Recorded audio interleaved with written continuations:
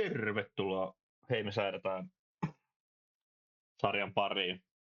Ajatuksena tässä sarjassa on käydä läpi vähän tällaista teorian kautta, miten tämmöiset säätimet toimii, ja sitten loppupuolella olisi tavoite käydä läpi semmoinen kahdella renkaalla pystyssä pysyvä itseään tasapainottava robotisäätö.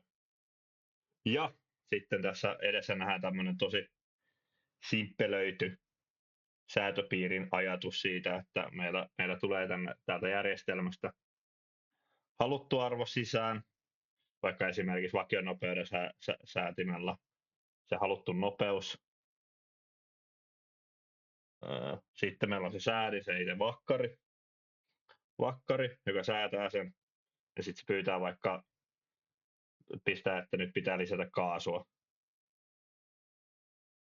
Ja sitten toimilaitteena, joka vaikuttaa siihen prosessiin, eli se auton liikkeeseen, niin toimilaite tässä tapauksessa on moottori.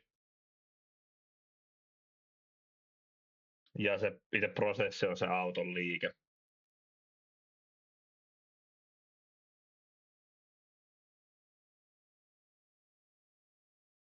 Sitten siitä lähtee, sitten täällä on niin kuin ulostulona on se aito nopeus, eli mitä se auto menee tämän niin kuin säädön jälkeen, ja sitten täällä prosessissa täältä ylhäältä tulee prosessihäiriö,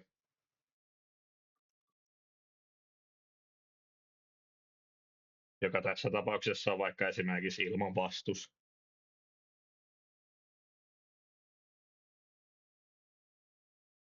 Sen jälkeen se täältä lähtee, koska tämä on takaisin kytketty säätöjärjestelmä, niin sieltä lähtee mittausdata, eli se aito nopeus mittauksen kautta, joka tässä kohtaa olisi nopeusmittari.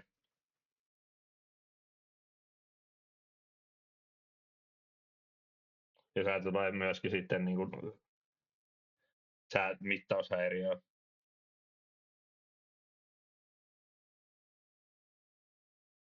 Ja sitten se palaa periaatteessa, se mittaus palaa täältä näin takaisin tähän niitä, ja sitten se menee takaisin sinne, niiden erotus menee sinne säätimeen, joka sitten yrittää tasapainotella sitä haluttua nopeutta. Aika usein se menee vakionopeuden säätimillä semmoisena, että haluttu nopeus on vaikka 80 kilometriä tunnissa, niin lähtee jostain 70 ja sitten se pikkuhiljaa lähestyy sitä arvoa ja pysyy siellä niin kuin arvossa tasapainottele. Ja tällaista.